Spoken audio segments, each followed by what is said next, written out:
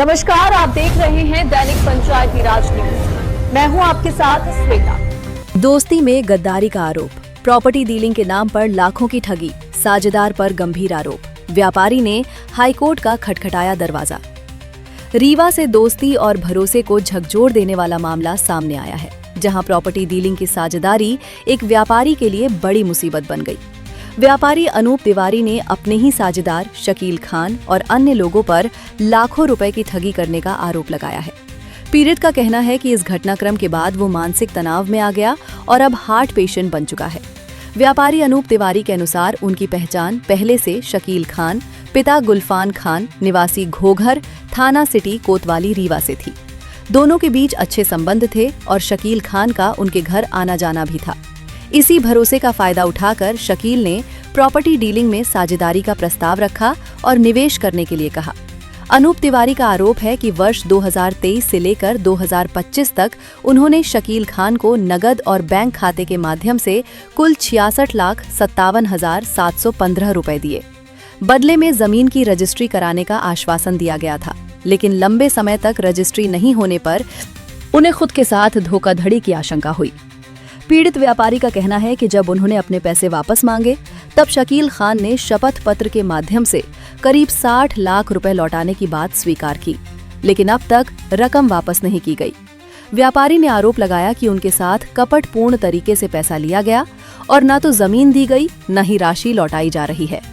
मामले की शिकायत लेकर अनूप तिवारी कई बार सिविल लाइन थाना रीवा पहुंचे, लेकिन वहां भी उन्हें राहत नहीं मिली। उनका आरोप है कि पुलिस अधिकारियों ने एफआईआर दर्ज करने के बजाय उन्हें वापस लौटा दिया। न्याय की उम्मीद में उन्होंने रीवा पुलिस अधीक्षक कार्यालय में भी गुहार लगाई, लेकिन कार्रवाई नहीं हुई। आखिरकार परेशान होकर व्यापारी ने मध्य प्रदेश हाईकोर्ट का दरवाजा खटखटाया। व्यापारी का दावा है कि न्यायालय द्वारा पुलिस को तलब किए जाने के बाद भी मामले में संतोषजनक कार्रवाई नहीं हुई। उन्होंने पुलिस की कार्यप्रणाली पर भी सवाल उठाए हैं। इस पूरे मामले को लेकर रीवा में चर्चाओं का बाजार गर्म है। अब देखना होगा कि पीड़ित व्यापारी को न्याय कब तक मिल पाता है। रीवा से चंद्रभान साहू की रिपोर्ट। विवाद, ठीक है। अब विवाद में ऐसा है कि दोनों लोगों ने कुछ काम किए यहाँ पे साथ में, हमारा पैसा लगा जो उन्होंने दिया नहीं, उसके कारण विवाद की स्थिति निर्मित हुई।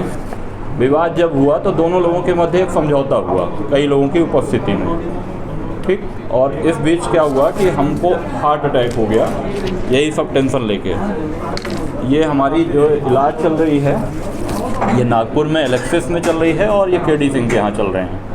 तो ये 90% और 70% ब्लॉकेज है, जिसके ये हमारे मेडिकल डॉक्यूमेंट हैं, ये पूरे ये हो गए और ये हो गए पूरे, है ना। ये हमारे डॉक्यूमेंट हैं, आप देख भी सकते हैं।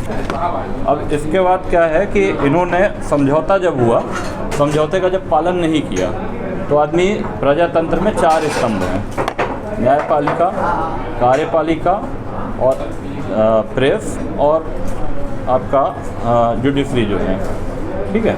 तो अपन कहाँ जाएंगे? वहीं जाएंगे जब हमको न्याय मिलेगा, नहीं मिलेगा तो हम सिविल लाइन थाने गए, वहाँ हमारी कोई सुनवाई नहीं हुई। दिसंबर में 2 दिसंबर को गए, कोई सुनवाई नहीं हुई। फिर हम क्रमशः एसपी और आईजी और यहाँ एप्लीकेशन दिए, उस पर भी कोई कार्रवाई नहीं हुई। सिविल लाइन थाने में हम जाते हैं, 3 टीआई बदलने के बाद विजय सिंह वर्तमान जो टीआई हैं, उनसे हम बोले सर हम क्या करें, परेशान हैं, हम हार्ट अटैक के मरीज हैं, बार बार भटक नहीं सकते। तो उन्होंने हमारा वीडियो भी बनवाया, वो आप उनसे बरामद कर सकते हैं। हमने उनसे निवेदन करा कि भाई आप हमारे प्रकरण में क्यों कार्रवाई नहीं कर रहे हैं, हमने सूचना के अधिकार में जानकारी मांगी है तो वो भी नहीं दे रहे हैं आप। जब ये सब नहीं हुआ तो उन्होंने बहुत झल्ला के हमको बोला कि आप ज़मीन का विवाद का और आपका मामला है तो आप जाओ कोर्ट। उनके कहने पर मैं हाई कोर्ट गया। हाई कोर्ट में पुलिस को तलब किया गया, पुलिस न तलब होके शकील खान को पुलिस ने तलब कराया बिना नोटिस, बिना सम्मन के। तो शकील खान उपस्थित हुए वहाँ पे हाई कोर्ट पे और पुलिस को जवाब देना है। अभी 12 तारीख को पेशी थी, अभी 2 तारीख को फिर से है। तो मेरा ये कहना, अच्छा इस बीच में रीवा के कलेक्टर आए, हमको ये लगा, हमको न्याय की कहीं से उम्मीद जगी, हम जन सुनवाई में जैसे पब्लिक जाती है ऐसे गए। इसके बाद हमने अपनी मांग रखी और कलेक्टर साहब से हमने मांग रखी, चूँकि ये लगातार फर्जी शिकायतें करवा रहा है, फर्जी शपथ पत्र दे रहा है, लोगों से दिलवा रहा है। और शपथ पत्र की ये हालत है कि एक ही नोटरी एक ही दिन में नोटराइज कर रहा है और स्टाम्प के सीरियल एक नंबर पे। तो आप ये समझ सकते हैं, मीडिया के हैं, कि भाई ऐसा कब काम होता है जब कोई फर्जी काम करता है। और इसके बाद क्या है कि हम ये सब करें।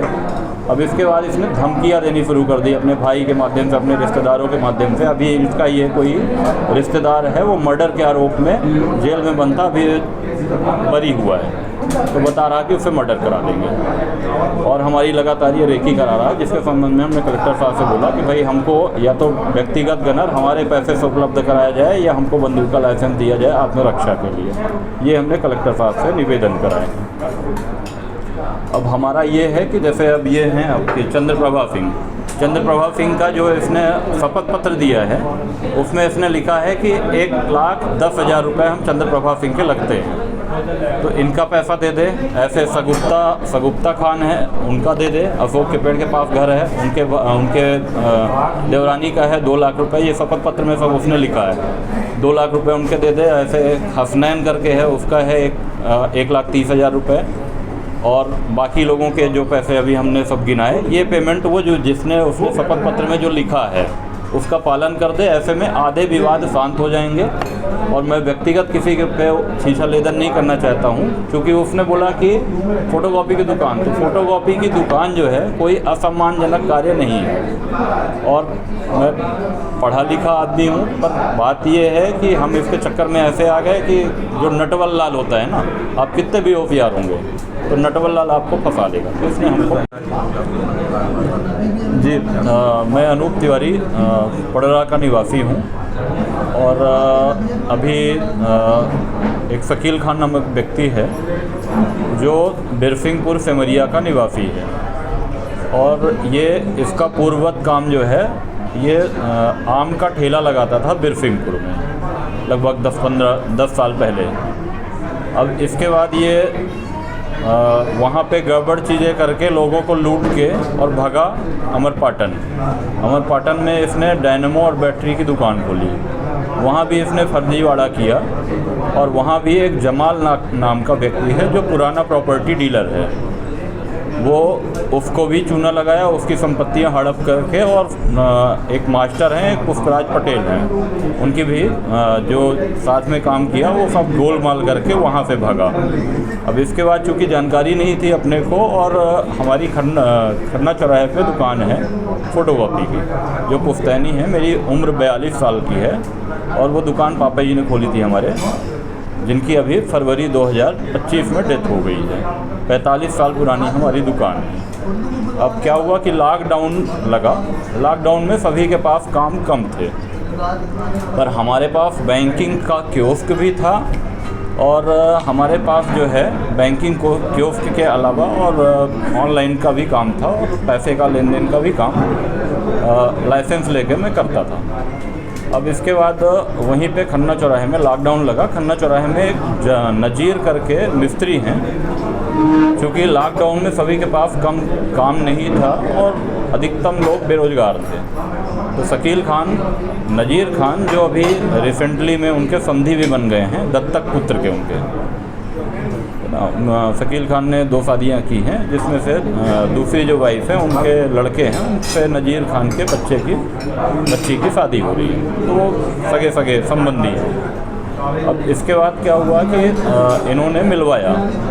इन्होंने बोला चूँकि क्या है कि इनकी इमेज ख़राब थी और पहले से लोग इनको जानते थे लगभग। तो बेला में हमने राजेश सिंह तिवारी, जो मंत्री जी के ससुराल पक्ष से हैं और हमारे चाचा हैं, उनकी ज़मीन हमने दिलवाई।